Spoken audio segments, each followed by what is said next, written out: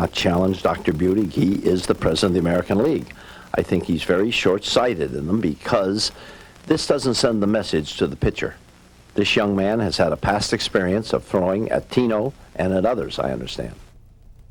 We'll have more on the Yankees and Orioles as they get ready to play tonight at the stadium on Yankees Scorecard, which follows Sports Desk on the MSG network. Reds and Mets, they go again tonight at Shea. Ex-Met Pete Harnisch, he'll start against Dave Malicki. It's a 7:30 start on Fox Sports New York. No Knicks, no Nets, but plenty of familiar names on the All-NBA team.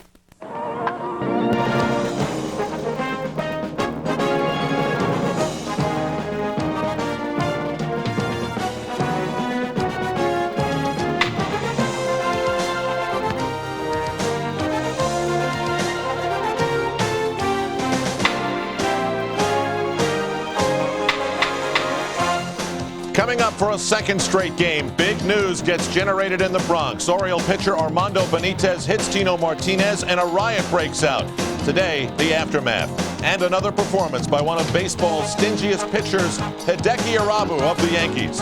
This is the New York City Marriott's Yankee Scorecard. It only happens like this at Yankee Stadium in the Bronx. A big event, and the media responds. All the writers, reporters, cameramen, and tape recorders at Yankee Stadium today trying to get as much of a reaction after what happened last night. Sky's looking good, but there is supposedly a threat of rain tonight in the Bronx. It's the Yankees and the Baltimore Orioles for Game 2 of a 3-game series. Good evening, everybody. I'm Al Troutwig. This is the New York City Marriott's Yankee Scorecard for the 20th of May. What should the penalty be when a pitcher takes it upon himself to throw what could be a life-threatening weapon, a 97-mile-per-hour fastball at another player's head? The results of the American League's decision on that issue in a moment. Meanwhile, the Yankees and the Baltimore Orioles will play a little bit more tension-filled Game 2 of this 3-game series tonight. And on the mound, we will see ex-Yankee Jimmy Key, who hasn't won a game in the month of May simply because the Orioles don't get him enough run support. He'll go up against Hideki Irabu, who in 5 starts has never allowed more than 1 run. His ERA is 1.11, and opponents are hitting 153 against him. So we look forward to seeing how his performance integrates on what the Yankees do to the Baltimore Orioles after last night, when suddenly, in the midst of a great Yankee comeback, the Jerry Springer show broke out. Now we'll show you what happened as the Yankees took on the Orioles, but first, the news of the suspensions. First of all, Armando Benitez gets suspended for 8 games. He's not even in the Bronx tonight. After that, we can tell you that Alan Mills gets suspended for 2 more. He threw a punch to the face of Darryl Strawberry. Darryl Strawberry begins his 3-game suspension tonight and then decides whether he wants to appeal. Graham Lloyd begins his after Strawberry's is served, and Nelson his 2-game suspension after Lloyd's is served, meaning the Yankees will play 8 games now with only a 24-man roster. A little bit more conversation about what could be inconsistencies in the suspension game totals in a moment. But first, here's how it unfolded last night at Yankee Stadium. The Yankees down early because of missed opportunities. Tim Raines grounding into a force out at second base with the bases loaded. Meanwhile, the Orioles were solving David Cone and led 4-1. Scott Brocious tried to score on Joe Girardi's single to center field, and he was thrown out at the plate. So no good fortune for the Yankees on the base paths. In the 8th inning, though, Bernie Williams took Armando Benitez's slider that didn't slide to the upper deck in right field. It gave the Yankees a lead at 7-5, and that's when this happened. Remember, Benitez is not a control pitcher. To think that he put it exactly where he wanted is ludicrous. And when the game resumed after about 15 minutes, Tim Raines added insult to the Orioles by planting Bobby Munoz's pitch into the right field bleachers. So the Yankees went on to win this game by a score of 9-5, and the stadium was jubilant for what they saw. Meanwhile, Joe Torre was incredulous. They're just so blatant that, Benitez just caused a riot. That's basically what happened. I mean, he came within probably a foot of hitting Tino in the back of the head. How do you feel about how your team responded to that? Well, it doesn't surprise me. I mean, we're just out there to defend. And I think what would put an end to this thing, have the pitcher get up there and hit one time. That's the downside to the DH. The pitcher gets a little braver when he doesn't have to get up there and face the music. How about tomorrow and the day after? You think this is going to escalate? Well, I'm sure it's not going to go away. I mean, not that you're going to look to fight people, but what went on tonight's going to be awfully tough to just forget about, in 24 hours. I understand he's done that before. That's what I'm hearing. He ought to be suspended for a month. You could really kill a guy the way he threw that ball if you look closely at it. How do you feel about your team? How can you feel? We took it right to him. I feel very proud of them, all of them. I guess if you can't win ball games, you got to try to win fights. I guess that's what it is. That's the worst I've seen in 25 years in the game. But that guy, they should take a close look at him and how he threw that pitch. That was terrible. Somebody better do something, or somebody's going to get hurt seriously with a guy like that, with a fastball like he's got. I mean, the ump knew it right away. He threw him, boom, he saw the pitch, and he's out. There was no thought process. Maybe he should have a month to think about it, huh? What did you say to your team, George? I said, I'm proud of him. Well, Tino Martinez is hurt.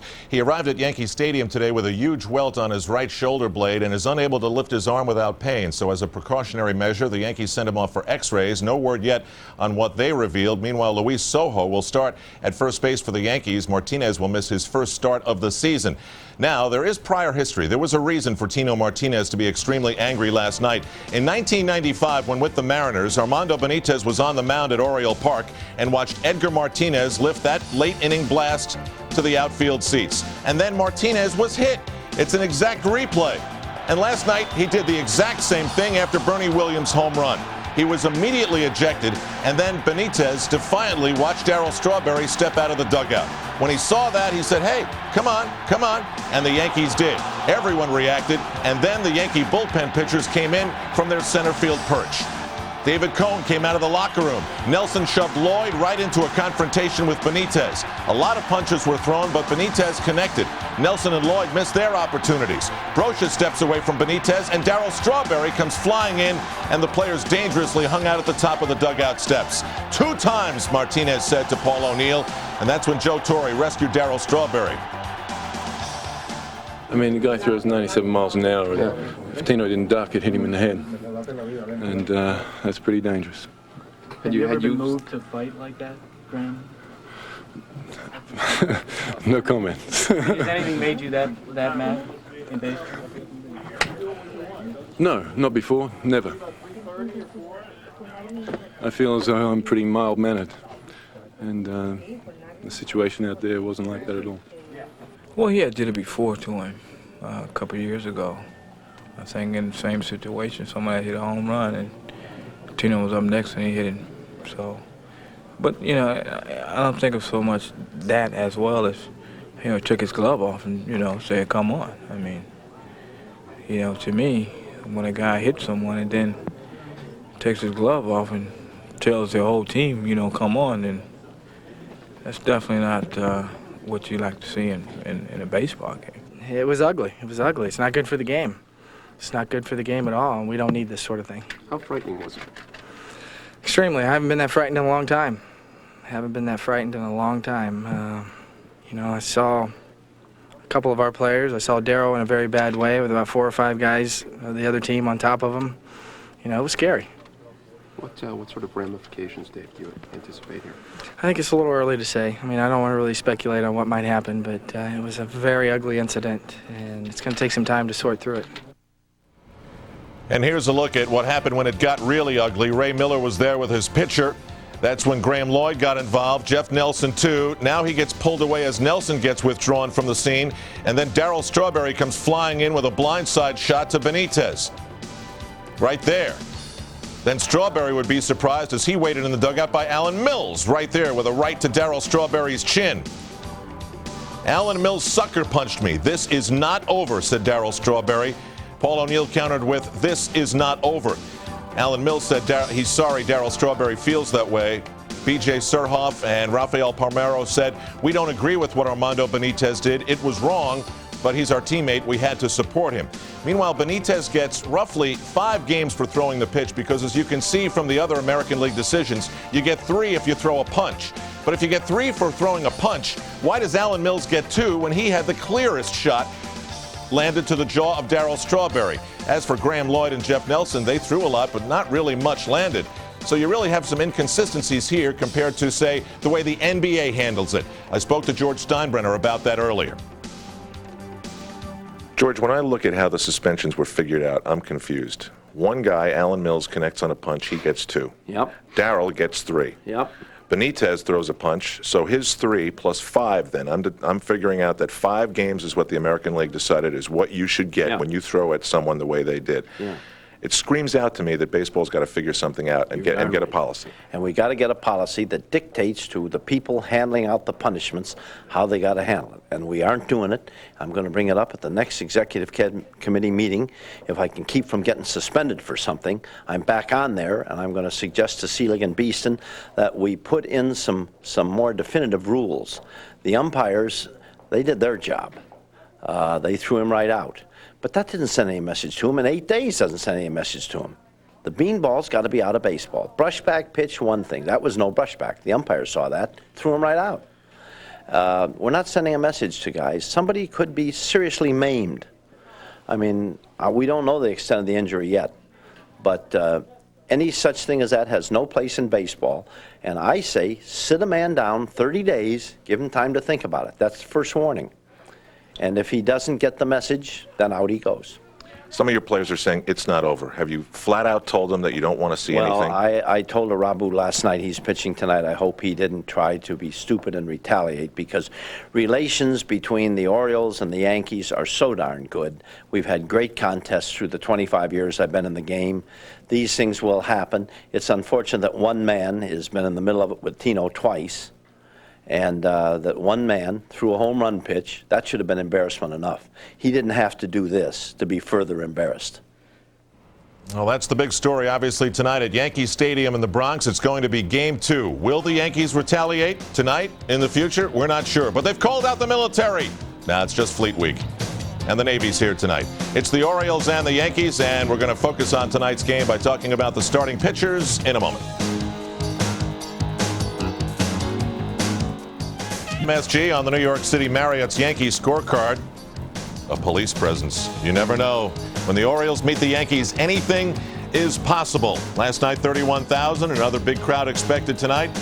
And I'm Al Troutwick back in our MSG studios. It's the Yankees and the Baltimore Orioles with a little extra tension added in, as I mentioned earlier, because of last night's occurrences. Meanwhile, Ray Miller, the manager of the Orioles, who've now lost 6 in a row, says, obviously last night we saw how the frustrations boiled over into what Armando Benitez did. These Orioles are playing horribly, and with their $70 million plus payroll, you know that something has got to change inside this clubhouse. They're not hitting, they're not scoring runs, and they've lost to the point now where they're in last place in the American League East. The Yankees, meanwhile, are atop the list at 29-9, 20 games above 500. They've got a 4.5 game lead over the Boston Red Sox, whom they'll visit this weekend. The Orioles fall for the first time since 1996 to last place with a record of 20-24, 12 games back. Now tonight it'll be ex-Yankee Jimmy Key going for the Baltimore Orioles and Hideki Irabu pitching for the New York Yankees. And when George Costanza's dad said in the Seinfeld finale to George Steinbrenner, "How could you spend $12 million on Hideki Irabu?" He told us all that he hadn't seen Hideki Irabu pitch this season because Irabu has made 5 starts and given no more than 1 run up in any of them. He's getting his breaking ball over, and of course that legitimizes his zooming fastball. Minnesota Twins, he beat him by a score of 5-1. In the last game, he had a 5-0 lead when he left in the 7th against the Texas Rangers. That was the game the Yankees blew in 13 innings, 7-5. Jimmy Key, his problem is that the Orioles don't score runs for him. In his 3 starts in May, he's given up 3 runs, 3 runs, and 3 runs, and they've lost 6-5, 4-3, and 4-1. Jimmy Key, Friday versus the Devil Rays, went 7 1/3, allowing 8 hits and 3 earned runs. They lost the game, that's what I'm talking about, and he struck out only 2. He's all about control, as we well remember. Meanwhile, Hideki Irabu, Thursday versus the Rangers, put up this line. 7 innings pitched, 3 hits scattered, no earned runs, 3 walks, and 5 strikeouts. He has been something. Now tonight, the New York Yankees will send Chuck Knobloch in the leadoff spot. Derek Jeter, followed by Paul O'Neill, Bernie Williams, and Tim Raines, who hit home runs back-to-back last night in the 8th. Chad Curtis, Jorge Posada, Scott Brocious, and Luis Sojo. For the Baltimore Orioles, one of the most impressive things about their batting average is that they are 2-22 when they don't score, or when their opponents score more than 3 runs. And something else, the third baseman tonight, Cal Ripken Jr., will most likely have the 10,000th at-bat of his career. So that sets the stage for the Yankees and the Baltimore Orioles tonight. When we come back, an update from Bill Daughtry at the MSG Sports Desk. Then it's time for Yankees baseball on MSG.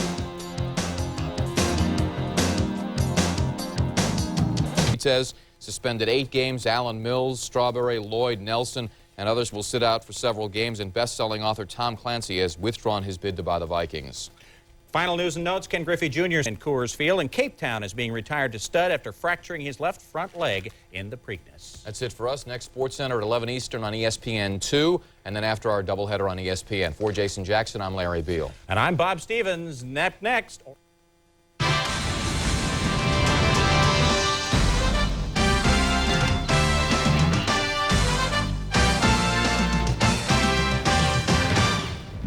Welcome to Yankee Stadium, the most famous ballpark in America, where the last 2 games have been something else.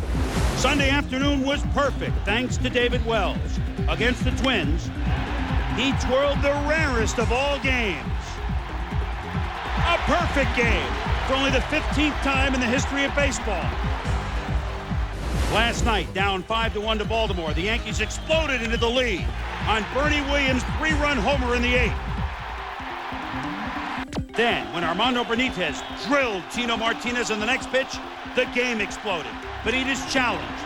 Graham Lloyd and the Yankees answered. It spilled into the Orioles' dugout, where Darryl Strawberry and Alan Mills threw haymakers. It was nasty. I guess if you can't win ball games, you got to try to win fights. I guess that's what it is. That's the worst I've seen in 25 years in the game. Wow. What might we see in the famed ball yard in the Bronx this evening? Hi, everybody. I'm Chris Berman. So glad you could join us on an intriguing evening for Wednesday Night Baseball. Oh, we will not be seeing either Armando Benitez or Darryl Strawberry. Gene Budig, American League president, doled out its suspensions, and Benitez, as expected, gets the biggest one. He'll serve game 1 of his 8-game suspension tonight. After that, Alan Mills will get canned for 2 games. Strawberry serves game 1 of his 3-game suspension tonight. After that, Graham Lloyd will serve 3 games. Jeff Nelson will serve 2 games. The reaction by the American League was swift, and joining me as always is Ray Knight. The reaction by the Yankees was swift last night, too. That said a lot, didn't it? Well, they've been doing it on the field with their gloves, with their bats, with their arms, and they showed tremendous solidarity last night. As soon as he was nailed in the back, Martinez, they all charged. All the way from the first punches were thrown from the bullpen. Graham Lloyd and Nelson coming from out there, and they responded the way a championship team does. They're behind each other. They're total solid. And just a tremendous ball club, and they were challenged, and they met the challenge the way they should have met it. Unfortunately, Tito Martinez's back really bruised. It's even elevated. He will not be in the lineup tonight. But the Yankees, it's business as usual. I mean, they just keep on flying to a 29-9 record. As for the Orioles, after a good start, they've lost 22 of their last 32. They're in dead last in the AL East. 12 games behind the Yankees already. We're not even a Memorial Day. I think the Orioles are, embarrassed about not only the way they're playing, but what happened last night. How do they pull up their stirrups this evening, Ray?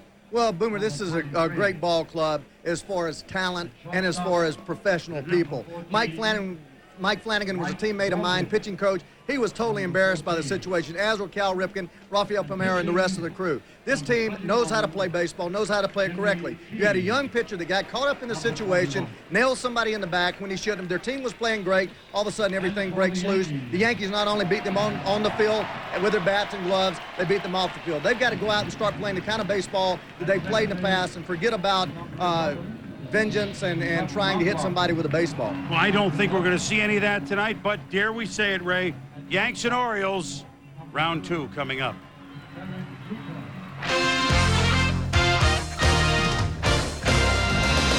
ESPN Wednesday Night Baseball is brought to you by Slate's Dress Pants. Time to get dressed. More fireworks tonight. That'll be in the hands of one-time Yankee Jimmy Key and current Yankee Japanese fireballer Hideki Irabu off to a hot start. Our Wednesday Night Baseball studios out to the O's and Yanks in just a sec. Let's start in the National League. Another hot team, the Cubs. They have won 7 of their last 8, getting great pitching and timely hitting. Oh, Henry in the 6th. Rodriguez, his 10th home run of the year. With a man on it, made it 3-zip. And Kerry Wood isn't the only Cub pitcher who has been dominant this season. How about Kevin Tapani? Watch Mondesi go after some high heat, and then Bonilla chases away. He went 0 for 4. Complete game for Tapani. The Cubs' 4th complete game of the season. They had 6 all of last year. The loser is Nomo. He drops to 2-6. Game 2 tonight on ESPN. A's and Angels series dominated by Anaheim. They have won 13 of the last 14. Ted Hill will go after his 7th win. But now, out to Yankee Stadium. Chris Berman, Ray Knight for the O's and the Yanks. All right, Ravi, thank you. Well, again, we'll use the word an intriguing ball game tonight here in New York, and the crowd is into it. Certainly Ray Miller was outspoken in his embarrassment, really, for what happened by his young reliever. We'll be talking about that as we go along, and he just wants to get this club going. The Nextel Orioles lineup: Brady Anderson leads off in center field. Jeffrey Hammonds in right field. Roberto Alomar hitting third. Rafael Emerson Lake in Palmero is the cleanup batter. Harold Baines against the righty will be the DH, the left-handed hitter. Cal Ripken hitting sixth. B.J. Surhoff hitting seventh. Chris Hoyles behind the plate hitting eighth. Mike Rumen-Bordick, the shortstop, hitting ninth. Against, making his sixth start of the season, the right-hander from Japan with the good heat, Hideki Irabu, who in 5 starts has been impressive, Ray, in all 5 of them, and he starts Anderson off with a strike. He surely has. You see they're just 2-0, but he has been the best pitcher this New York Yankee ball club has. Only 17 hits in 32 innings.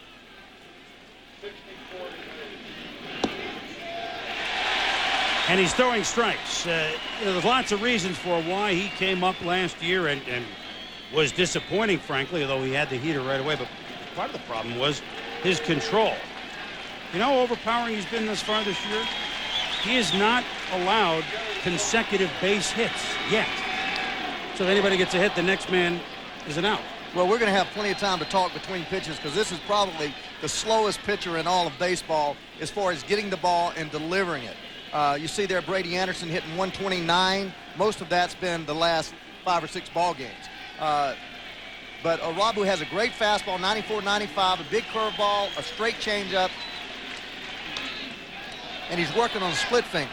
But you'll watch he's very, very slow. His mannerisms are slow, but this ball club has gained a lot of respect for him. Last year he came in not speaking much English. He's learned a little bit of English. He's worked hard. His work ethic has changed. Joe Torre says that his team really respects him, not just because he's pitched well, because his work ethic has changed. 0-2 pitch to Brady Anderson. Brady will stay alive. So Irabu, you know, he was right in the middle of the melee last night. Well, everybody was, but there was one picture, I believe it was in the Times this morning, New York Times, because that face is so, I mean, you know, there's no question who it is. And he's right there in the middle. It's a little surprising, too, because in Japan, they don't believe in throwing at anybody over there. It's a disgrace to throw at people in Japan. Working outside, misses low and away. Dale Ford is the home plate umpire. Ted Hendry at first, Larry Young at second. Drew Coble, the crew chief, is at third, and he was quick with the hook in about 2 seconds last night. He had the plate last night as he threw Benitez out immediately and was lauded by everybody involved. What even they had to wait to see if there was motions between the batter and the pitcher. You're out before anything happened. Well, there was no doubt about that pitch. When you throw the pitch that far up and in, as you see Tino Martinez there, and you've got the report on what he's done. Good to see him smiling. Yeah. Well, here's Tino's report. Hematoma of his back and chest day to day. X-rays were negative, which is good. A broken bat flare behind second base. It's going to be trouble. O'Neill coming on, can't get it. It bounces away from him, and Anderson is going to try for 3. He's going to make 3. Maybe these are starting the breaks that the Orioles have been looking for ever since week 3 of the season. Well, they have not played good baseball at all. They've played horribly on offense, have not been able to produce runs. Their pitching has broken down. The bullpen, after losing Randall Myers, has just not done the job. And what you come out with is Brady Anderson just hitting a blooper, getting jammed on this fastball up and in. But he's hustling right out of the box all the way and turns it into a triple.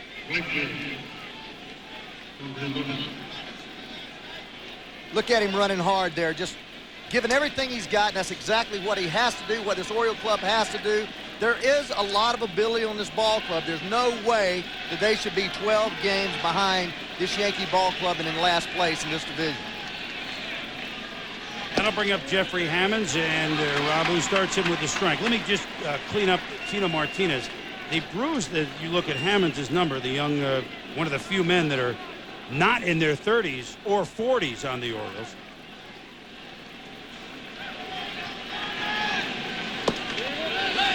In there for a strike.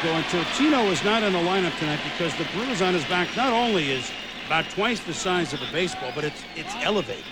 I mean, it's not just a flat bruise. It's elevated. It's ugly. The good news is X-rays were negative, and he is day to day. And just to see him smile that's a good thing, because I can't imagine last night and tonight him trying to sleep. Well, Armando Benitez throws 95 to 98, and when you come up and in on somebody like that, you should get somebody should bust you. I mean, right in the mouth. I am not in favor of that. And if you're going to hit somebody, you hit them down around their butt or their kneecap or something like that. But another 2 or 3 inches, and he could have hit him in his neck. Ball bounds away from Jorge Posada, but Anderson not going anywhere. All right, we might as well continue. I mean, look, it's not unheard of for a pitcher to work inside or even hit a batter after a home run. I'm not saying it's right, because it's not right. No, I don't have anything. I don't have anything against that. But what do? You throw a ball at the shins, or you basically throw it behind his butt. Mm-hmm. And he generally, his natural reaction is to move back, and it hits him in his tail. That's all you have to do. You don't have to throw the ball up around the neck, and you certainly don't do what Benitez did. You don't put your hands out and challenge the whole ball club, letting the world know that you're proud that you did it.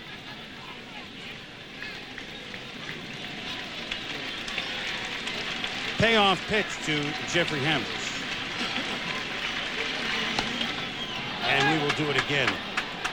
Yeah, the fact that the ball was a mid-90s or higher fastball, up at the numbers or higher, and it was this, as if one Yankee told me, it was as if he picked up a rock in a street fight and threw it right away without even thinking. It was the manner in which it was done in addition to the action. Right, the action, as we said, and not to kill it, because we've got a great matchup here. Ended up here. But the fact is he threw the ball up in a very dangerous place and then is basically bragging about having done it. Straightaway left field is Chad Curtis, but Anderson with good wheels. Curtis comes in. Here's the throw home. Up the line, and Anderson is safe. And you know the happiest guy there is the third base coach of the Orioles, Sammy Perlazzo. Ray Miller told him before the game, Sammy, just send people. Sammy says, do you care if they're out? No, just send people. Let's just get things started. Well, so look for the Orioles to do some running tonight when they can. Sammy's always been a great third base coach and very aggressive. Here we see the Yankees. Look over at first base. Sojo's playing first with the absence of Martinez. Just his third career start at first base. And guarantee you, with Tino Martinez out of the lineup, there's a big hole to fill right there for Luis Sojo. Roberto, remember the Alomar, hitting third. He's certainly capable of hitting third, although he is not your prototypical power-hitting number 3 man with only 3 home runs. I just missed, Ray, Roberto Alomar leading off, hitting second, and doing the things that he is capable of doing, which is running, being a catalyst, and he can't do that on this team from the 3-hole. Well, it just looks that, to me now, that Ray Miller has conceded running, and that he's just going to try to produce runs. They've only stolen 23 bases and been thrown out 18 times. That's not a very good percentage. So although he wanted to force the running game early in the year, he's moved Robbie down because nobody was really driving in big runs. Count is 2-2 to Roberto Alomar.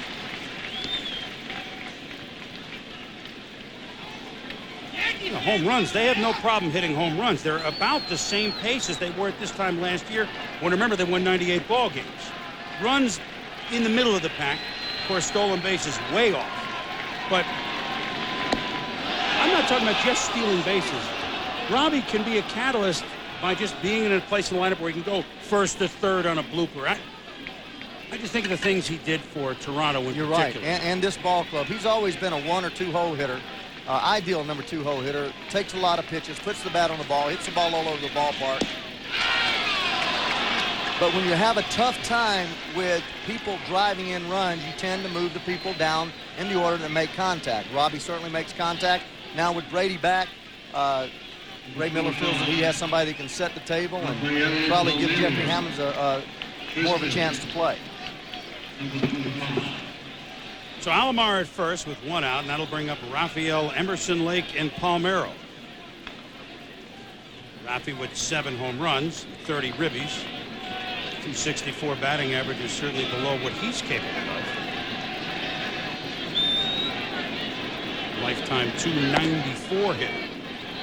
Just as Alomar is a lifetime 304 hitter. Admittedly in not full slate last year, 333, and Robbie's at 288. So everybody's off summit. It seems when they've hit, they haven't pitched. When they've pitched, they haven't hit. They have done that. It would surprise me if Robbie doesn't go real quick right here. Irabu is very, very slow to the plate, doesn't have a good move over at first base. That's something that he has been working on. Mel Stottlemyre told him before the game that he's worked on his pickoff move. He's worked on trying to get a quicker delivery to home plate, but he's just a slow motion type pitcher. Very slow to the plate, almost 1.65 to the plate. So this is a situation where you've got to believe that Alomar is going to run early in the count. Plus, the guy playing first base who doesn't normally play it. Not that Soho can't hold him on, but does that factor in at all? I don't think it really does. I think what you do is you have a coach over there with a watch, a stopwatch there. Jose Morales probably has one. Most first base coaches have one in their hands. And they, on the first move of the pitcher, they push that button, and they look down there, and if it's anything more than a 1-4, Carlos Barnhart over there at first base, then they alert the runner, and runner's on their own. There you see the clock, or the stopwatch. Time was called. It's a no pitch. Irabu certainly is taking his time. Oh, man, he'll put you to sleep. He's a lot like Mike Hargrove, the human rain delay, pitching as Mike Hargrove was to hitting. But there's no way that Posada will be able to throw Robbie out here unless he were to get a horrible jump. But if you just watch him, he's got a high leg kick, very slow. There he goes. Pitch is a good one for Posada to throw. And actually, Jeter thought they had a chance.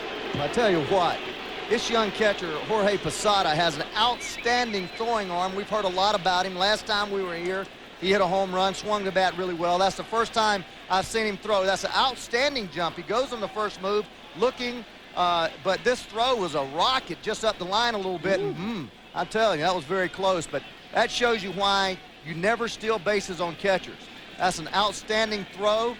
He thought he had him. Look at this tag here. Right there on his butt. Close. Very close. Hard to tell right there.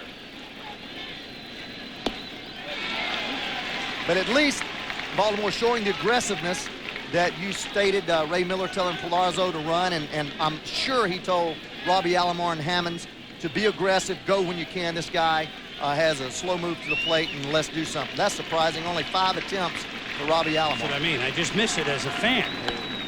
Ripped down the right field line. Foul ball. Palmeiro looking to rattle it around the corner and certainly score Alomar. You know, forgotten in all of what happened last night is that these Baltimore Orioles, who, as we said at the outset, have gone 10-22 in their last 32 games, including being swept in a 4-game series by Tampa Bay. Forgotten in all that, Ray Miller's club played the best 6 innings that they have played in easily 2 weeks and maybe in a month. And they, you know, you got to chip away at a lead that the Yankees have, or just try and chip away at their bad play. They had a 5-1 lead, which they also blew last night. Well, I'm with you, Chris, and that's why they were so upset. In a situation when somebody like Bernie Williams hits a home run, you're still in a ball game, and the Yankees don't need to be awakened. I mean, you know, they're awake. They're awake. wide awake. They're on no dose. That's exactly right. Or something a little stronger. Huh? Yeah, maybe. Something green, maybe. This is ripped, but this is going to be foul. This is what you're going to see right here is Rafael Palmeiro, I think, is one of the best hitters in the last 7 or 8 years to come along. Sweet stroke. You can't get in on him with a fastball. You have to throw him stuff off the plate, down and away, maybe get him to chase fastballs up. But he's so quick inside, and if you pound him in there, he's going to eventually hurt you. You got to go away with him.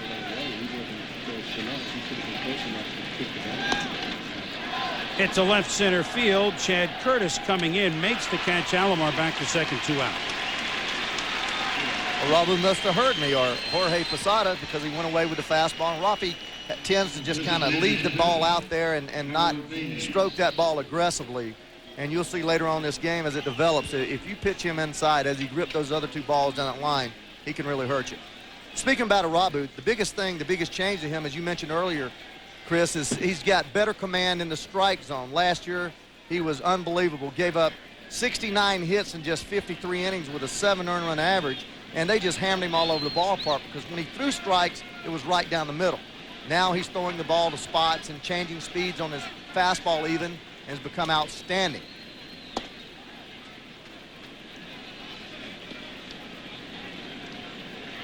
Harold Baines. Has he been around a while, Ray? Yeah, he says one of the sweetest swings, though. Doesn't he? 39 years young, his 19th season. Had 3 RBIs last night for the Orioles in their 5-run output, went 2 for 3. And he began the season as number 2 of active players among RBIs with over 1,400. Well, Harold Baines is truly one of the great hitters of my era. He played when I was playing, obviously just 5 years younger than I, but has always been what they call a professional hitter, meaning always gets a good ball to hit, always ready to hit. He hits this one a long way. Bernie Williams back in left center field, makes the catch. Baines gave it a ride. The Orioles do score against Irabu. The Yankees coming up against their former mate, Jimmy Key. Yankee Stadium, which has certainly been the spotlight or the fulcrum of baseball activity the last few days. The perfect game, brawl, and the big comeback last night for the Yankees, who, well, one of the best starts in the history of the most famous baseball team on earth. The Nextel lineup for Joe Torre's Yankees: Chuck Newkid's on Knobloch, leads it off at second base. Derek Jeter with power this year, 7 homers already at shortstop. Paul O'Neill had 4 hits last night in right field. Bernie Williams is the cleanup hitter with the big 3-run home run last night. Tim Raines, whose 2-run homer put a punctuation on all of it, the first pitch after the brawl. He's the DH tonight. Chad Curtis in left field hitting 6th. Jorge Posada behind the plate hitting 7th. Scott Supercalifragilisticexpialidocious hitting 8th. Luis Soho in the rain for you Warren Zevon fans hitting 9th against the one-time Yankee and certainly veteran pitcher of 4-2, the most consistent pitcher of the Orioles this year that they've had, Jimmy Key. Well, you talk about veteran, 15 years in the league, 37 years old, Jimmy Key. There you see his stats. Fastball, big, slow, slowest. Slower. Curveball. Slider, changeup. He just throws everything up there. So naturally, it starts with a fastball inside the Knobloch, and you know what everybody's thinking. Listen to the fans. Jimmy Key has never thrown at anybody. And tonight, I guarantee you, exchange of the lineup cards, both of these managers were warned, and there's not going to be any of that stuff tonight. Do you think that Key, because he was once a Yankee, not because he knows guys in this clubhouse, but because they know him, the Yankees are even more, should I say, at ease. They know what Key does stand for. And they've got to doubt that anything's going to happen from him. If anyone's doing anything, it's the Yankees. And Joe Torre already told us it's over. Well, in this day and age, Chris, I guarantee you last night, a lot of these Orioles, Eric Davis and Darryl Strawberry are great friends. And a lot of the Orioles and Yankees talked last night after the game. I'm sure all that stuff was put, as Ray Miller said, was pretty much squarely on Benitez's shoulders, and everything else is just back to business. Cal Ripken knocks down the ball hit by Knobloch, prevents it from being extra bases, but Knobloch begins the game the way he's supposed to in the Yankees fans' eyes with a base hit. Well, look how far Cal is off the line. Knobloch hitting a lot of balls the other way. Gives a good jump on the ball. Really extends. Would not have been able to throw him out anyway, but he surely saved a double by that extension of his glove hand. And on defense for Baltimore tonight, see their basic defense there. Bordick at shortstop, really short up their defense, working well with Alomar and Chris Hoyles behind the plate. Outstanding receiver, but has a tough time throwing the ball. A couple shoulder surgeries in the past, and although Jimmy Key has a pretty good move at first base, I wouldn't be surprised if Knobloch, who is known for his speed, starts early. Swing at the first pitch is Derek Jeter. Hits it deep to left center field. It's a one-hopper off the wall. Flying is Knobloch around third. He'll score. Jeter digs for third. Here's the relay from Bordet. Safe. 1-1.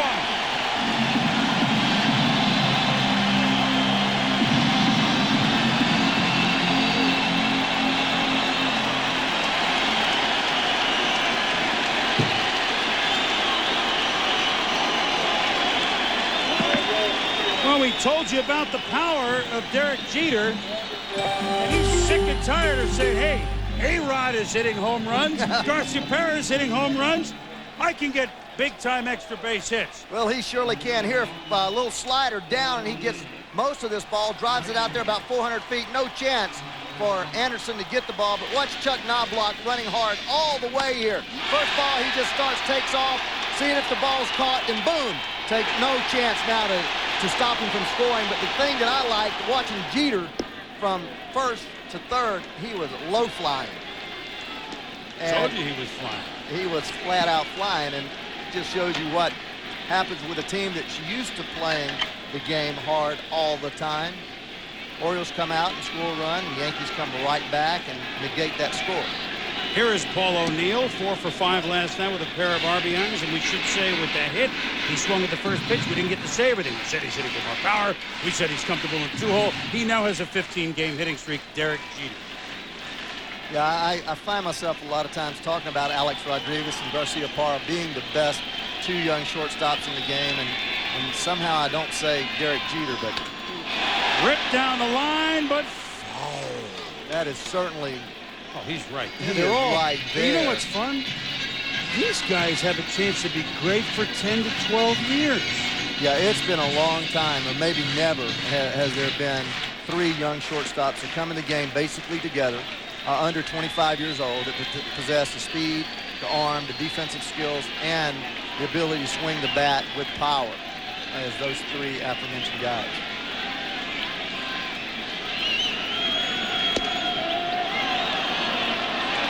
Rung up is Paul O'Neill, and he is not happy about it. Couple of words with Dale Ford before he sits down. And last night's hero, Bernie Williams, coming up with a big ovation. Let's go to Carl Rapp. Is that ovation for me, Boomer? White Sox, Red Sox, and the Red Sox will host the Yankees this weekend. Talked about great shortstops. They are, of course, without Nomar Garcia-Parra, but they do have Mo Vaughn, and he takes Jamie Navarro deep. It's 1-0 Red Sox. Boomer? All right, Ravi, well, we always give you an ovation. The fans knew we were going to you, and look forward to your updates all evening long. What a last few days we've had in baseball. Not only here at Yankee Stadium, but McGuire with the 3 homers last night, second time this season. Hey, Bernie Williams hit a no-doubter last night off Benitez. A Yankee Stadium home run. The upper throws of the right field seats gave him a lead. 5-4 deficit at the time in the 8th. 3-run blast made it 7-5. Then Martinez gets plunked. Then Raines hits the 2-run home run.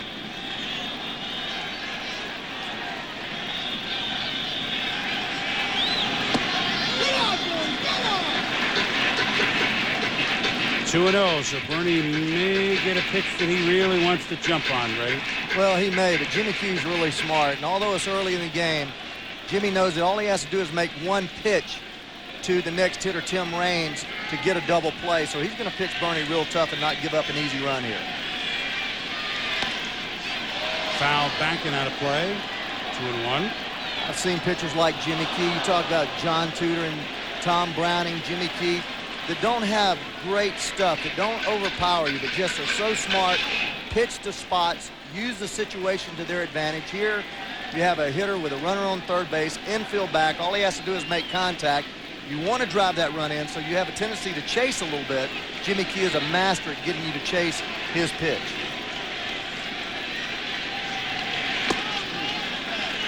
Fastball misses a little bit outside. 3-1.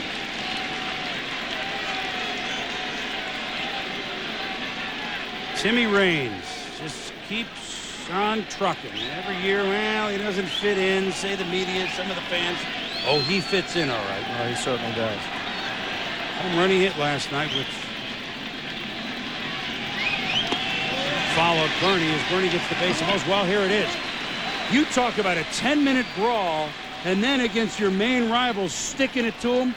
How about Tim Raines coming to the plate, and the first pitch from reliever Bobby Munoz, the next pitch in the game is a two-run shot. You talk about twisting the knife. That, to me, as far as the Yankees are concerned, is the most memorable moment of the evening. Well, I agree with you, Chris. That's just like when you're boxing, somebody hits you with a straight right in the mouth and hits you hard, and all of a sudden you come back with a combination with a left cross and a right hook, and boom, they say, wait a minute. You know, so they counterpunched and counterpunched extremely well and quick. You know, Raines has hit 3, he's hit 5. I mean, he's hit, in his career, he never really hit in these spots, except maybe on a day that 5 people were getting a day off. Well, he was a prototypical leadoff hitter like Ricky Henderson. Great eye, switch hitter, tremendous speed, extra base hit power. I always thought he could be a 3-hole hitter, but as you were talking about Robbie Alomar earlier, he did so many things with his feet offensively that it was hard not to lead him off. Rip Cow will not get this one. Jeter will score. Williams to third. The throw is to second. The Yankees have the lead and runners on the corner.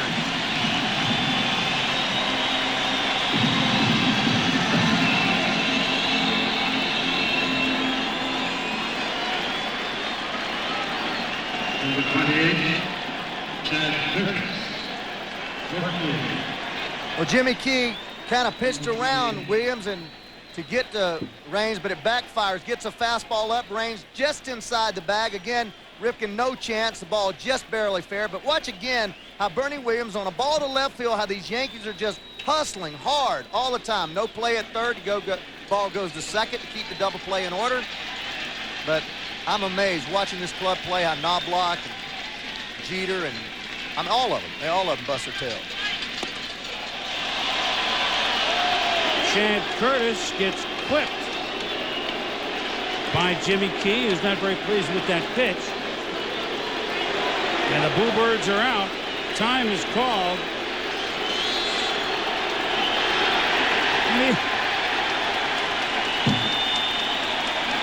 He was just asking Ted Henry if, who was our second base umpire there?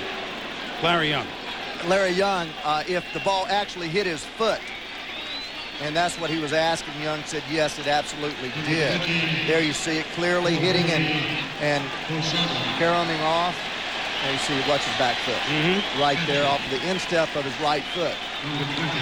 Well, the reason I hesitated, I looked down just for a minute. You thought he was going to throw him out. Well, I couldn't believe. Well, he gave a big heave, didn't he? Yeah, he did. A big heave. It wasn't just pointing to first like. I wasn't sure either. That's why I stopped short. So Jorge Posada up with the bases full of Yankees, 2 runs already home, and the crowd with that New York blood-curdling feel in their throats, you know? Bernie Williams at third base, Rock Raines at second, Chad Curtis now at first. Palmeiro creeping in behind to try to keep him close. Ooh, this is a slicer down the line. Fair ball. Williams scores. Raines scores. Double for Posada. 4-1 Yankees.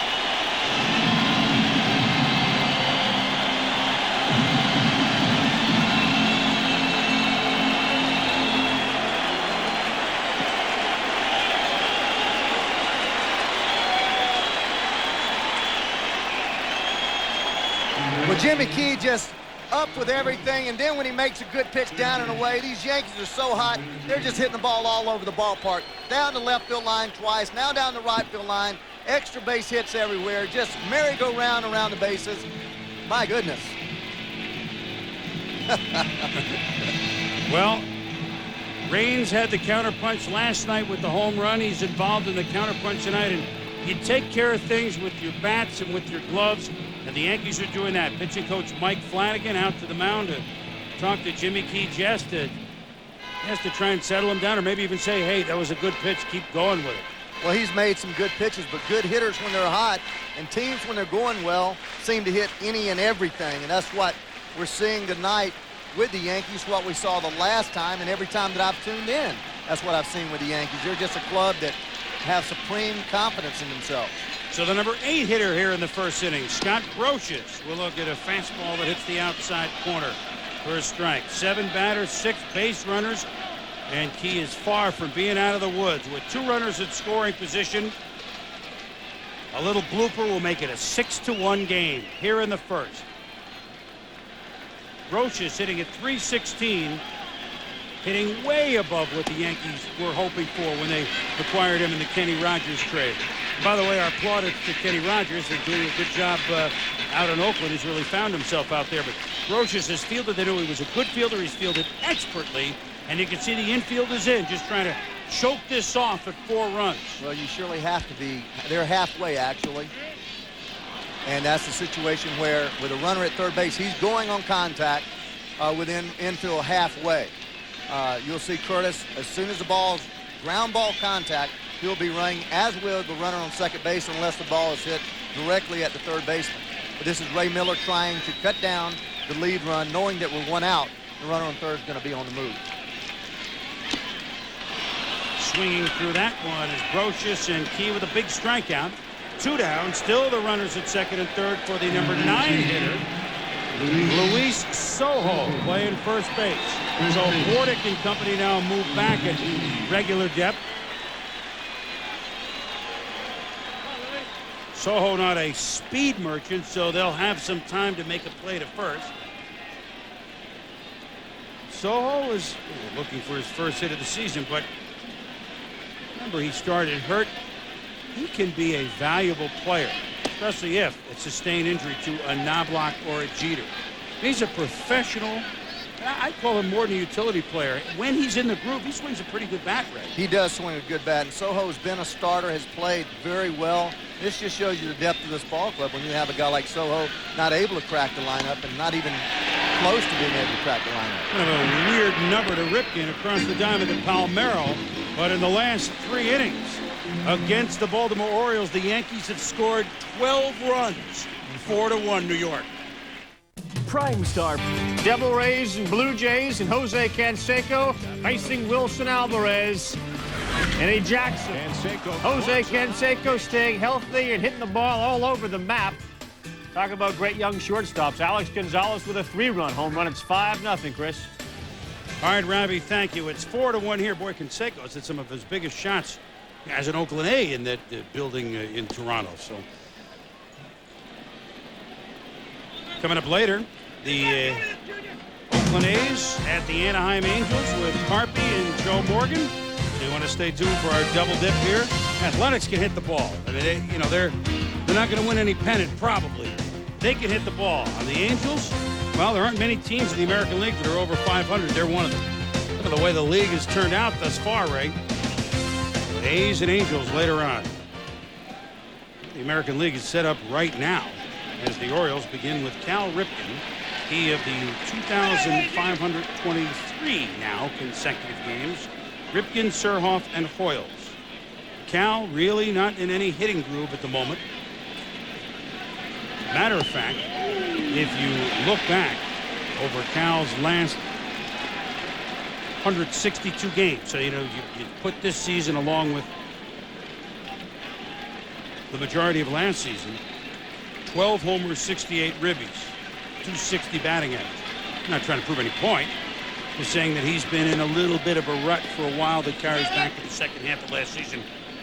And he's very disappointed about it. We talked for a while at the cage, as you knew we would. And so I'm just looking at it going to help this team get out of its doldrums. Well, Cal has struggled over the last couple of years. And there's been some rumbling lately from the Orioles clubhouse. There was a statement the other day made by Ray Miller about young Jeffrey Hammond not playing hurt. Eric Davis was taken aback by that statement and said that he thought it was a wrong statement. And then there was some other talk that why does Ripken play all the time when he's not hitting? So that was bound to happen when clubs struggle. He's hitting there. And that's a base hit. But that man commands so much respect. He's going to play until he wants to come out of the lineup. And you're talking about the same way that Garrick was treated, Ruth, he Rose. I mean, he's an institution in this game, and he deserves to play as long as he wants to play. I believe. Yeah, no question. The Orioles hope that he and their play just picks up. As B.J. Surhoff steps to the plate. B.J. hitting at 277, 31 ribbies. Surhoff, the pride of Rye, New York. Grew up 40 minutes here from Yankee Stadium, Westchester County, along the shore, along Long Island Sound, for those of you not familiar with where Rye, New York is. 10 or 15 minutes from where I grew up, Ray. That's how I know this stuff. He, of course, played college ball at Chapel Hill, University of North Carolina.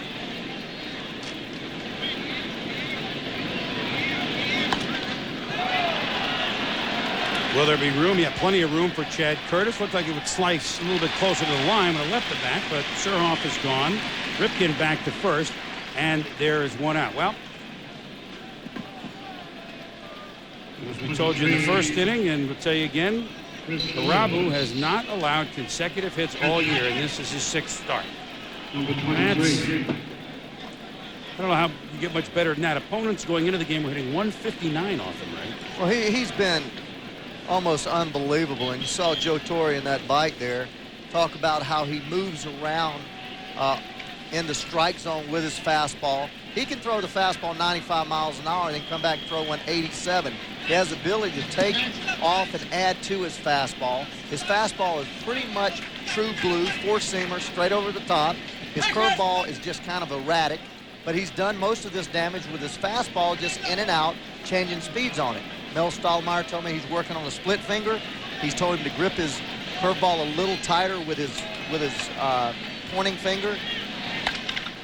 Ripped by Chris Hoyles, but right at a leaping Chad Curtis. They're 2 down. Well, we talk about Irabu, and we talk about the difference this year versus last year. Boy, the first guy to notice it is manager Joe Torre. He's got a presence about him out there that's it's really fun to watch for me, because now I expect him every time to go out there and give us a chance to win. There are times he doesn't have a breaking ball early in the game, and he moves the fastball around, throws at different speeds, but he has a lot of determination. Last year he sort of panicked, got frustrated.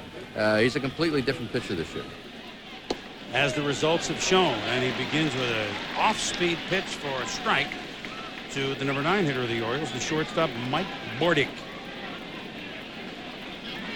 I mean, there you go. 709 to 1.11. Bordick fouls it off. You say Surhoff from Rye, New York. Bordick from Mechanic Falls, Maine. Toward the center of that great state. Shortstop for years with the Oakland A's. A taste of winning with that club when he came up as a youngster. Succeeded Walt Weiss at that position. And now he is plunked. What do you make of this? I'm not going to say anything. Fastball just got away, I think. I don't think that you ever take a situation and put your pitcher or yourself in a position to put the tying run to the plate. I think this is a fastball he just wanted to come in on, and it hit him. I mean, after what happened and what was said to us, but you can pick a better spot to hit somebody than right there and put the tying run at the plate. Well, and the professional, the board, I mean, he didn't even give a look, right? Nobody gave a look. Fans gave a look. That'll bring up Brady Anderson, who began the game with a triple and scored on a sacrifice fly by Jeffrey Hammond. So Brady, although he's hitting way below the Mendoza line, way below, is certainly capable. He already hit a triple, getting the Orioles right back to the game.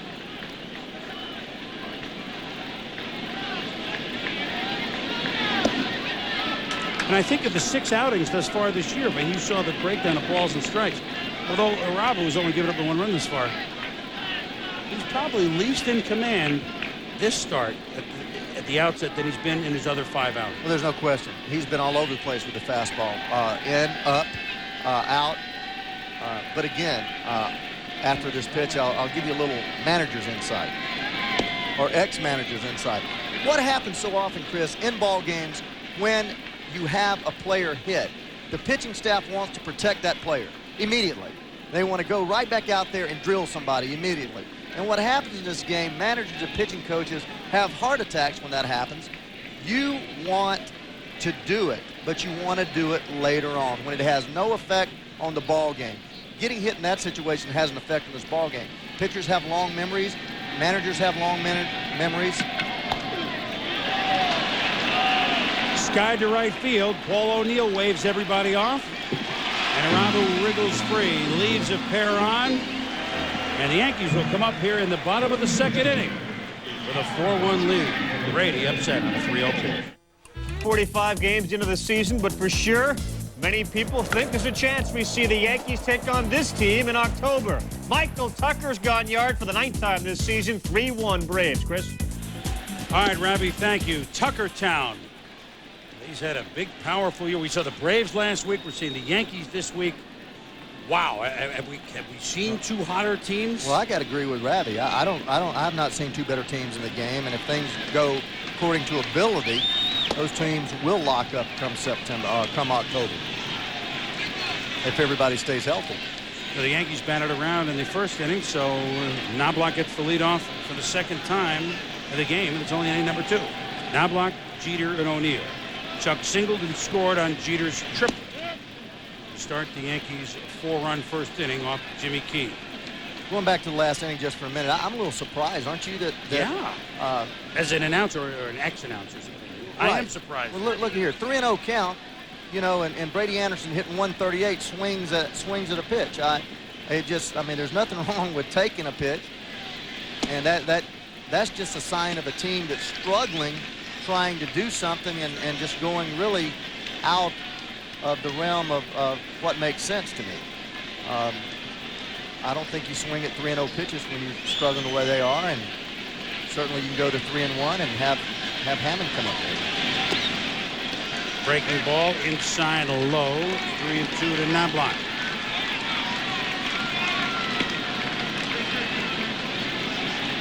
You know, as well as the Yankees are playing, and this just in, 28-5 in their last 33 games qualifies as well. Now, of course, Jeter is playing real well, but Knobloch, the man at the plate, is hitting at about 250. I mean,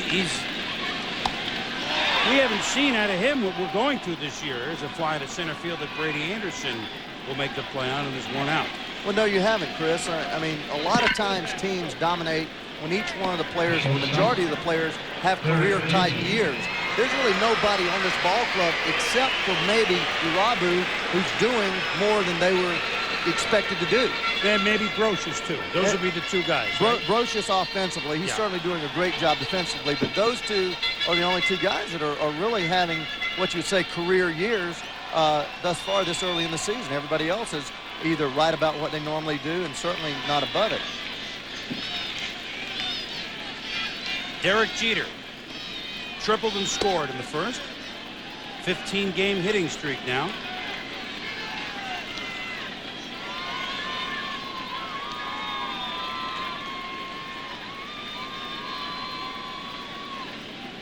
Here's a guy that moved around in the order his 3 years with the Yankees, and he can hit in any spot.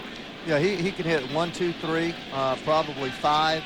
And anywhere else, but they started him off hitting him around 8 in the lineup and let him get a few at-bats under his belt and mature a little bit as a hitter. What is the toughest spot to move to and adjust what you're doing with? Lead off, the 2-hole? There's two spots that are really tough to hit, and that's the 2-hole and the 8-hole. 2-hole because you're usually taking pitches for the runner on first base who's usually a burner, and the 8-hole because you're hitting ahead of the pitcher in the National League, not getting very many fastballs to hit. A lot of diet of breaking balls, changeups, split fingers, curveballs, especially if you can hurt them as an 8-hole hitter. I hit third for 4 years of my big league career, and that was the easiest spot to hit because you got all the power behind you and all the speed ahead of you. And usually your best hitter hits third, but that was the easiest spot for me to hit. 2-2 pitch to Jeter. Goes the other way with it, his second hit of the night. Well, I would say if the number 2 hole is the toughest spot to make the adjustments, he's come through with flying colors. Always coming through with flying colors, Ravi Shankar. All right, Boomer. Coming through for the Red Sox, Lou Merlone called up. Jeff Fry got hurt. So did Nomar Garciaparra. Well, the second baseman who bats ninth tonight drives in 2. That gave the Red Sox a 3-0 lead. Vaughn is up with men on first and second. Chris? Well, the Red Sox lost last night. Boy, the Yankees head to Boston after this 3-game series with the Orioles. And Fenway Park will be hopping. Paul O'Neill swings at the first pitch off speed from Key. He struck out looking in the first. Hit strike 1. By the way, the Red Sox have played. It's good to get a little juice back in that Yankee-Red Sox rivalry. Well, they're certainly juiced in Boston. That club playing so well so far this season, and the Yankees just keep pulling away from it. Yankees and Red Sox will have 6 games against each other before the month is completed. 3 games in Boston this weekend, 3 games at New York the following weekend. And here's Boston, 27-16, playing lights out, and they're 4.5 games back. It's like, come on. Come on now. But there's the standings with the Orioles sitting right back in dead last behind Tampa Bay.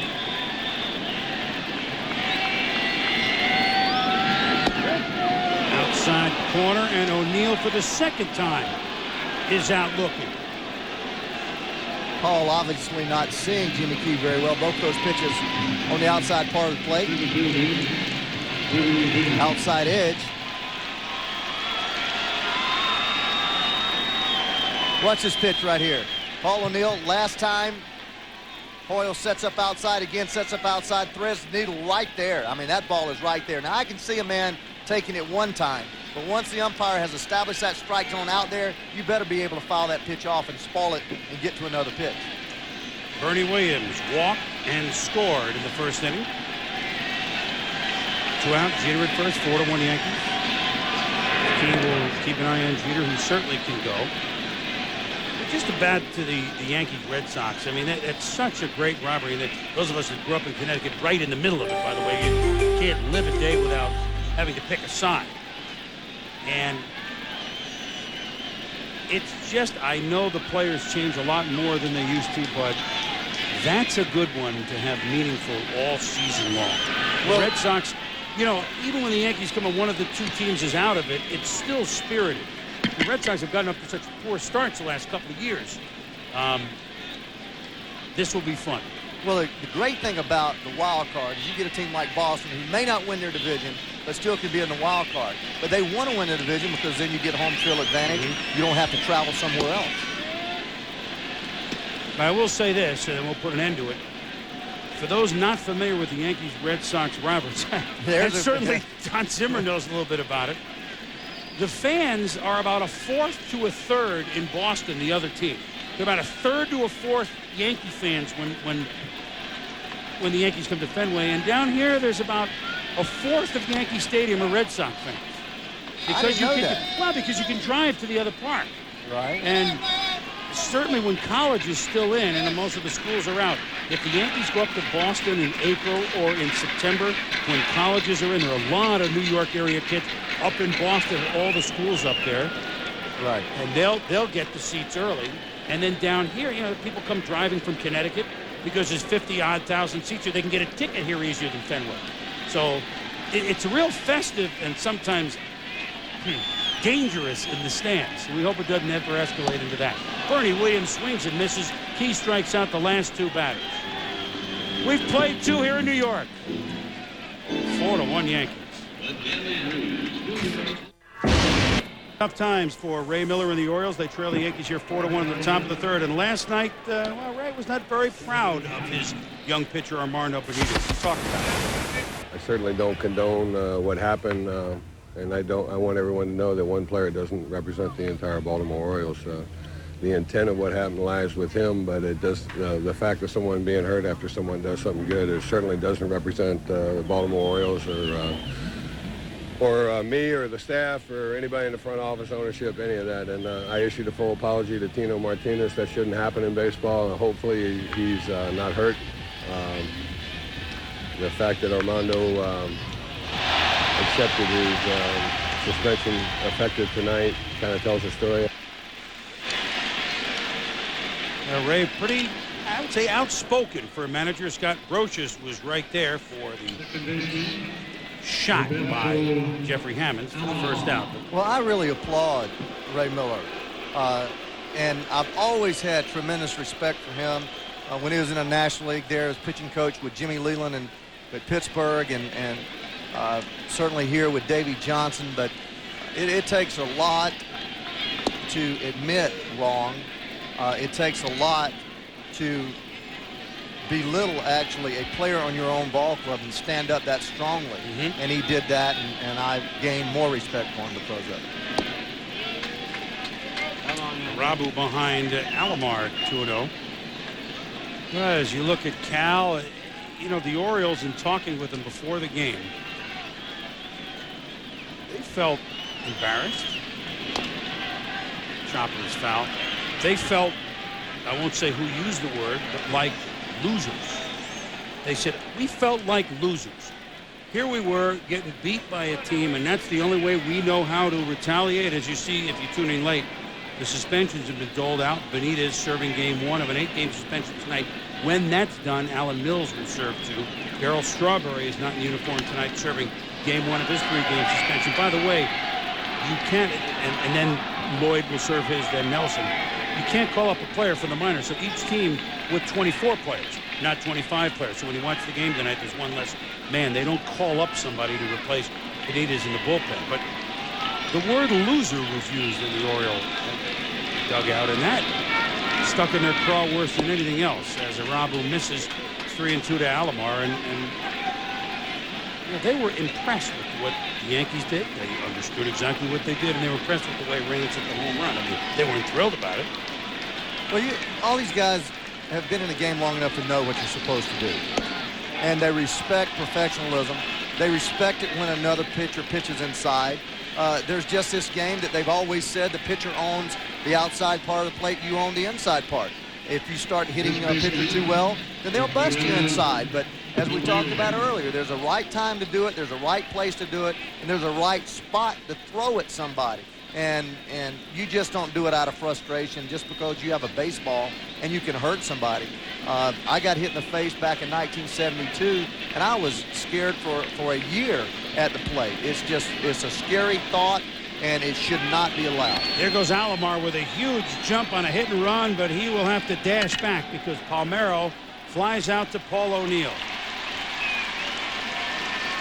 So there are 2 outs. Alomar back to first base, and Harold Baines coming up. If you're tuning in late, Tino Martinez not playing tonight because he has a huge bruise on his back, but X-rays negative. He is day to day. We showed you the suspensions for the record. Each pitcher, Hideki Irabu, Jimmy Key, has hit another batter tonight. Neither even came close to looking intentional, and neither team flinched. So for the teams to say, hey, it's over, we resolved it with that ugly brawl last night, I would say so far their actions on the field back up those words. No question about it. And even if Irabu hit Bordick on purpose, Orioles are going to be man enough to take it and say, hey, let's just move on. Yes, they are. Harold Baines flew out to end the first inning, flew out to center field. Outside Baines, 2-0. Irabu throwing a lot of balls. He is. He's not real sharp tonight, but Joe Torre said before, and talking to Mel Stottlemyre, that he has a tendency to struggle a little bit with his command early, especially with his curveball, and then he just gets stronger and stronger as the game goes on. 60th pitch of the game, and here we are in the 3rd inning. Count is 2-1 with a strike there to Baines. Well, this has a chance to be the all-time slowest 9-inning ball game on record. Anytime Hideki's out there on the mound. But anytime the Yankees and the Orioles get together, I mean, they had those 4-hour and 22-minute games. I mean, they average over 3.5 hours when they play the last couple of years. Look, Jimmy's going to sleep there. He said, wake me up when we go out there.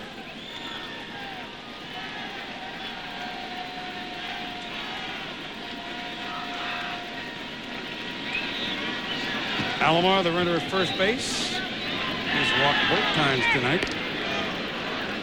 A little better spin move there from Hideki Irabu.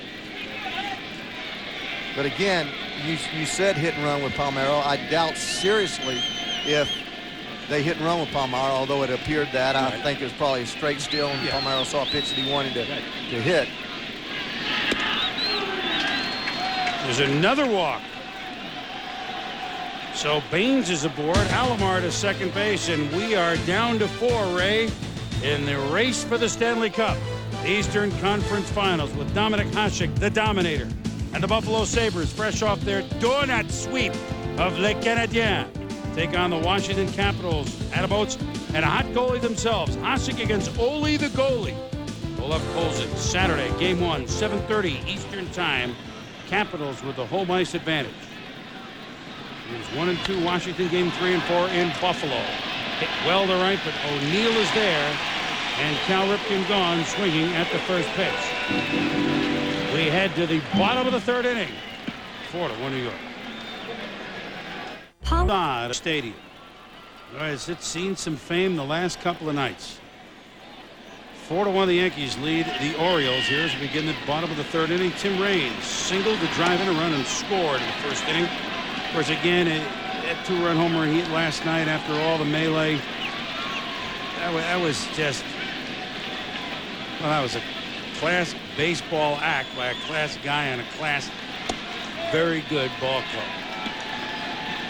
Speaking of the brawl, and then we'll move on, Don Zimmer, I always go to Zim when I ask historical questions in baseball. Zim told me he thought that was the worst that he had ever seen in his 50 years in baseball.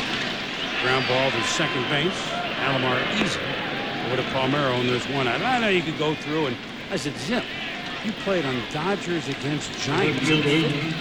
He thought that was as big a brawl as far as punches thrown that he had ever seen personally. You know what happens. So when you start getting Zim's age, you don't remember quite as well.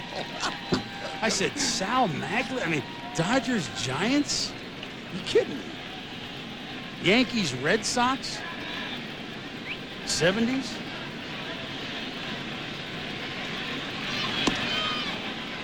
And then, of course, the discussion quickly turned to who we're looking forward to in the Belmont, you know?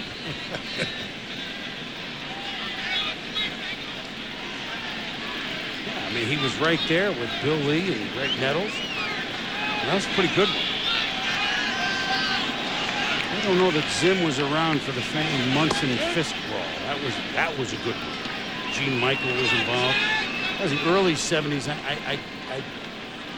I should know this off the top of my head. Gerald Johnson. Well, no, I don't know that he was on the staff either. I don't think so. No, Zim was not managing then.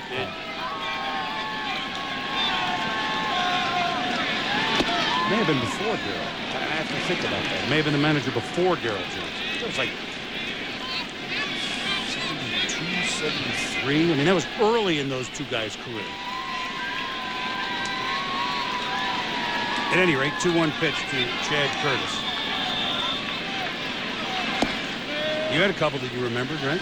Oh, yeah, I couple. What a surprise. You're in the middle of one or two of them that I can recall.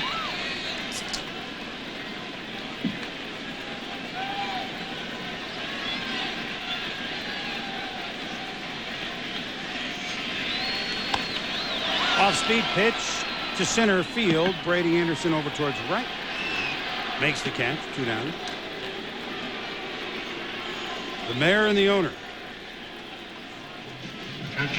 George Steinbrenner, he was poignant and not frothing at the mouth. I want to say publicly, I thought George's comments last night were right to the point. They were not hysterical as maybe 10 or 15 years they might have been when he owned the Yankees in his younger days. I thought he was right on and controlled in the bit with Angelo. So he said, called him last night. He said, do I have to get in shape really and take you on? He said, hey, I'm in shape. So I thought he was right on. That's his... You know, with the dander up, I thought George responded as well as I've ever heard him respond publicly. Well, I thought so, too. And we, as you mentioned, got to talk to him a little bit before today's game, and very up and feeling positive about this ball club. And as you know, you mentioned racehorses. He mentioned his stable, and one of his horses is winning a lot. One at the... Well, he's got 25 horses that are winning a lot right here. Oh, man, you got that right. 0-2 pitch to Jorge Posada, who doubled in the third and fourth run for the Yankees in the first inning.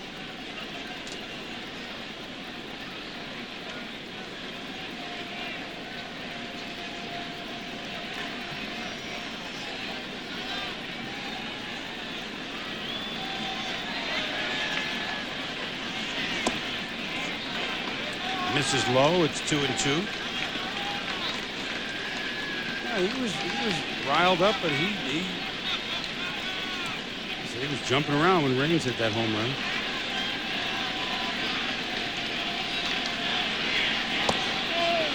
Mayor and the governor. Mayor and the well, at any rate, Posada strikes out looking. We've ended 3. 4-1 New York.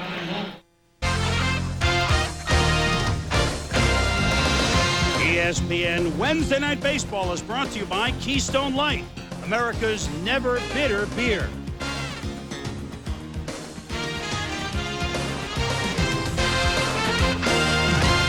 Well, back at New York, the Yankees lead the Orioles 4-1. We said George Steinbrenner had some poignant words. Here were some of them after last night's Yankees win. I thought it was a classless act committed by a guy who I understand has done things like this before. It has no part in the game with players being paid what they're paid. I guess maybe the best way to get rid of it is to do away with the DH so that he has to come up to the plate.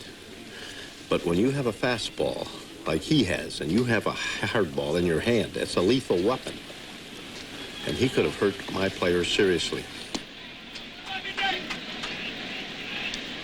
What he says is true. Absolutely true. And thank goodness Tina was not hurt seriously. We begin the fourth inning. Surhoff, Hoyles, and Bordick. 7-8-9 for the Orioles.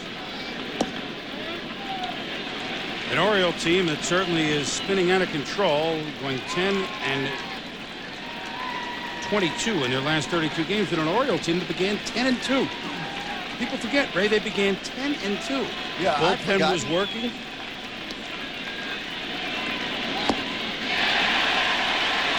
Surhoff is down, never down, Carl Rabbit. Hi, Chris. You talked about those records in the American League. The Indians, 5 games above 500, and everyone else 5 below. How about this shot from Jeff King off Charles Nagy? It leaves the building. It gives the Indians a 1-0 lead. Now it is 2-1 in favor of Cleveland, but 24-19 versus 19-24, Chris. All right, Rabbie, what are those words that spell the same forward and backwards? What are those? Palindrome. 1924, 24, and 19. A baseball palindrome.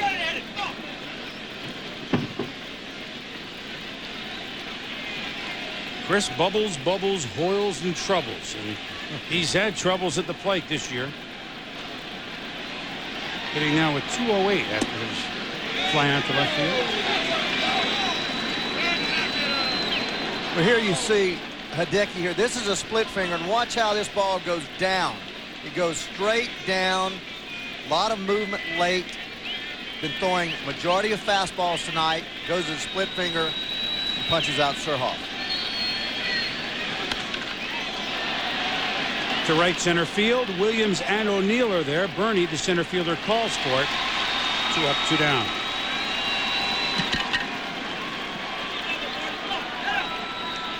You know, the Orioles, there are many reasons why, I mean, all of a sudden you can look at it. The first thing is age. I mean, the Orioles are the oldest, not only they have the highest payroll in baseball, but all of a sudden, their everyday lineup, which does not often include Jeffrey Hammonds, who's in his 20s. Alomar is the baby in that lineup at 30 years of age. Is there room for Soho? Yes, there is. Bordick is gone. We'll talk about this when we return. The Yankees heading to the bottom of the fourth with a 4-1 lead. Good inning for Irabu. The Red Sox, and they're getting some offense, like the Yankees, from a lot of different sources. Will Cordero makes an error here. Bragg comes around to score. The Red Sox are up 6-1 and threatening again with 2 outs. Boomer. All right, Rabbie, thank you. We begin the bottom of the fourth here with the Yankees with a 4-1 lead. Brocious, Soho, and then the top of the order, Knobloch. Here against one-time Yankee Jimmy Key. Brochus struck out in the first inning when the Yankees sent 9 to the plate, scoring 4 runs, but no strikeout here. A solid shot to center field for a base hit. And we started talking about the Orioles' age. Now, tonight, admittedly, Jimmy Key, their oldest starting pitcher in the lineup, but as you go around the diamond with the Orioles, just take a look. Hammonds, who's not always in there in right field, is the only player tonight who is in his 20s. DH Harold Baines is 39. Ripken is 37. Surhoff and Anderson, you might not think of them as 33 and 34-year-old players. And Palmeiro at 33. Now, because you're at 33 or 34 doesn't mean you're, quote, old. But there are things that you stop being able to do as a team. And if you play station-to-station baseball, as these Orioles are wont to do, if the pitching and the hitting are not all together, you sit back for big inning or nothing, your margin of error is not very good, Ray, and I think that's part of the problem with the Orioles. Do you agree? I agree with you totally. Plus, you add in there Davis and Carter, who both are 35, who are integral parts of this ball club. There goes the throw by Hoyles, and he just nailed Brochus. Yeah, that wasn't a good jump, or no, that was a hit and run, and Soho just missed the ball. That's Brochus doesn't run well. That's an ideal hit and run situation. We mentioned Soho hitting number 2 in the order most of his career, but see, real late he even starts back to first base and looking in, peering in, just a hit and run. And if the hitter misses a hit and run, you're always most likely going to be out. Not always, but most of the time. And Soho was out. Soho 0 for 2 tonight, 2 down at the top of the order, Chuck Knobloch. But look, I mean, I know most of these guys were on this team last year and they won 98 games. So did Father Time just catch up with them all of a sudden, or? No, I think Davey Johnson is probably as underrated manager as there is in the game as far as getting the most out of his players. In New York, when I played there, I loved him. When he went to Cincinnati, he won. He goes to Baltimore, he wins. And every time he goes somewhere, somebody ends up firing him and gets rid of him. You just can't get control of a ball club and have them play for you. I certainly couldn't do it in Cincinnati. But Davey Johnson has had a tremendous winning record, as you see right there. A tremendous guy, great manager. And you change things. You think you're making it better, as Angelos did, and things don't pan out. Nothing against Ray Miller. No. But it's just the fact that there was a lot of changes over there, just in the managerial situation. That's a huge change. Same ball club, and they're not performing. But I think a lot of it has to do with not having Davey there. Well, Davey does not strike me. And you know Davey better than I do, but I feel I know him pretty well over the years. Davey doesn't strike me as a Bill Parcells type who just, will rub some people the wrong way. Obviously, Davey did, but obviously Bill wins everywhere, so that's a comparison I want to make. I don't think that. I think. Marge Schott and Angelos are 2 unique owners. I don't think he's that difficult to get along with, but do the owners feel that way? Well, the thing with Davey is he believes in what he believes in. He's very, very strong mentally. People have said he's hard-headed. I don't believe that he's hard-headed. He knows the game, and he just believes, and his convictions are very strong.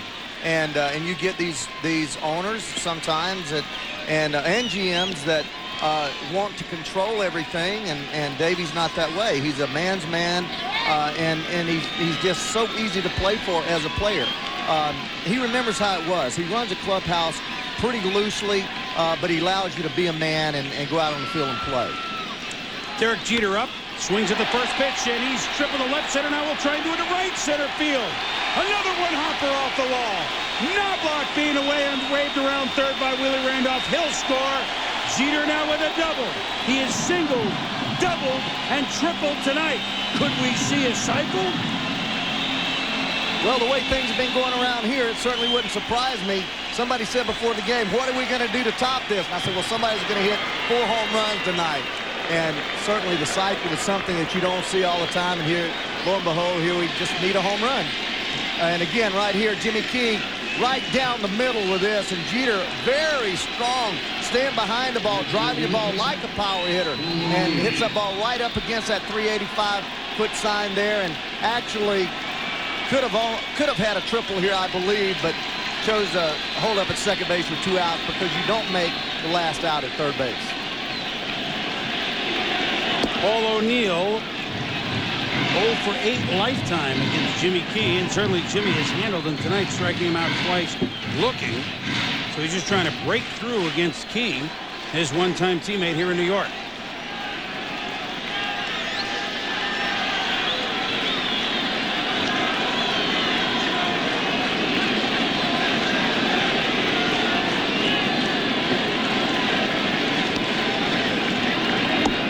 Not that Davey needs us to say, but you know, anyone that really wants to win, here's a manager of the year, and he's at home fishing. Oh, I tell you. He's the reigning manager of the year in the American League, and he's not working. Well, he'd be the man that managed the ball club. If I were a general manager, he would manage my ball club. That's how much I think of Davey Johnson.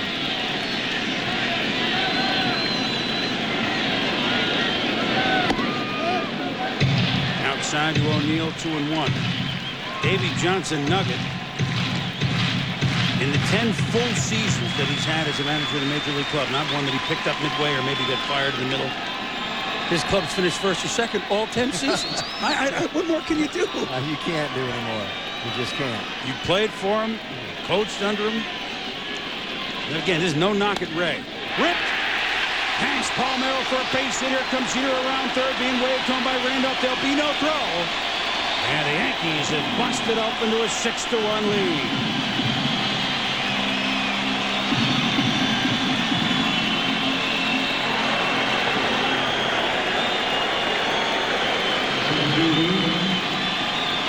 Paul probably feels relieved.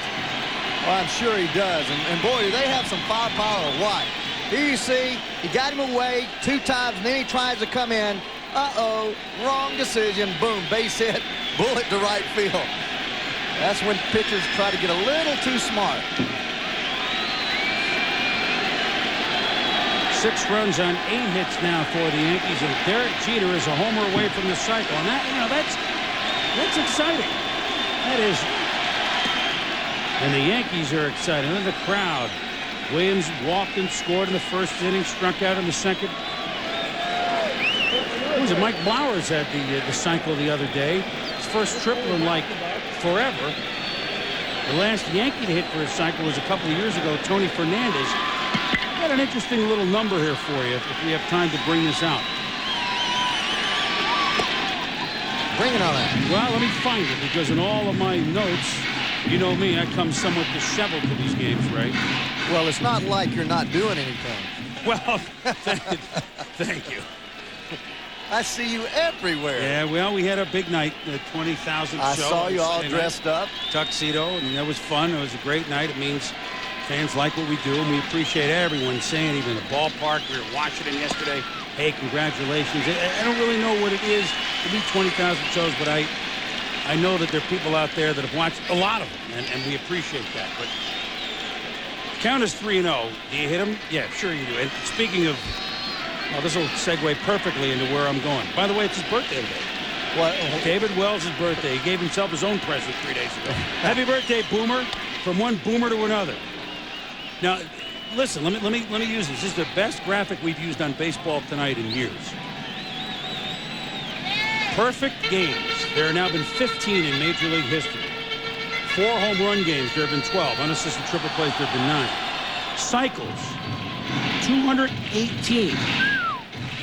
We've had that this year with Blowers. Right. We've had a perfect game this year with Wells. Right. We've been close to 4 home run games this year with McGuire twice. Inside the park grand slam.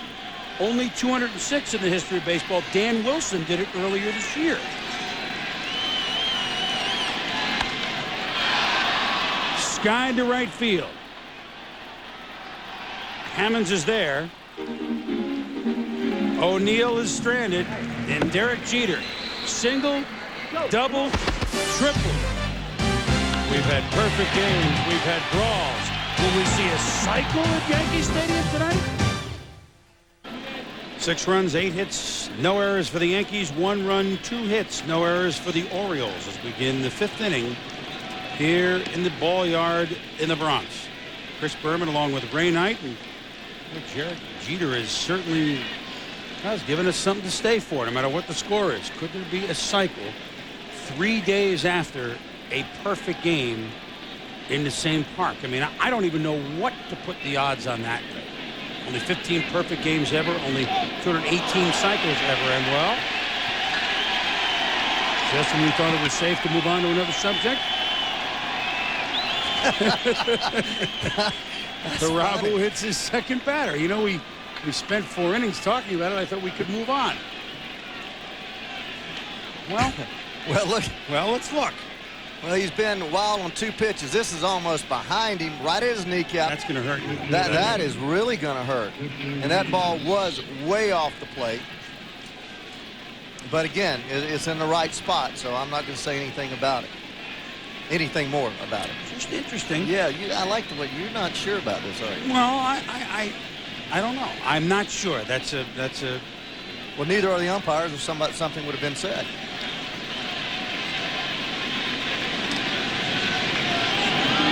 There goes Brady. Run by Posada. He's mean.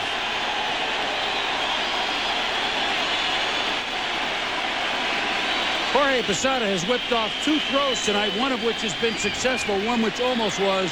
That'll make you lean up on your seat a little bit and say, hey, this young man can catch. Well, that first time when he almost threw out Alomar, you see here, this is a good jump here, and Brady just saying, well, here, I'm coming right at you. But look at his throw. This thing is right on the money. Anywhere else he's safe, and Posada is for real.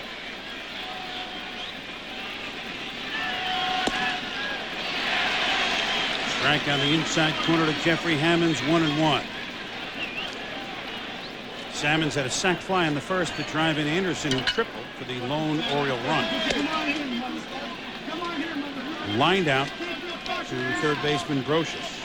He's the ball pretty well tonight twice. Yeah, he has. But going back to Irabu, it's funny that he's been up and down in the strike zone all night long, but he has not been in and out.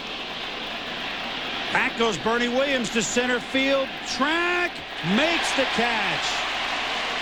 All right, Hammonds has been the guy that's been hammering the ball tonight, but he's yet to have a base hit for his efforts against Irabu. Always, though, with a pair of hits at least every game, Carl Rapp.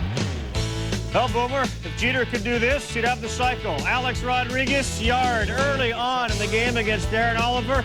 He goes deep. He later came up with the bases loaded and walked, so he's on his way to a big game. It's 3-0 Seattle. These 2 guys are good friends, Ravi, Jeter, and A-Rod. Try to outdo each other when they play. A friendly rivalry. Alomar grounds to Knobloch on 1 pitch. A 6-pitch inning for Irabu, who has staked to a 6-1 lead.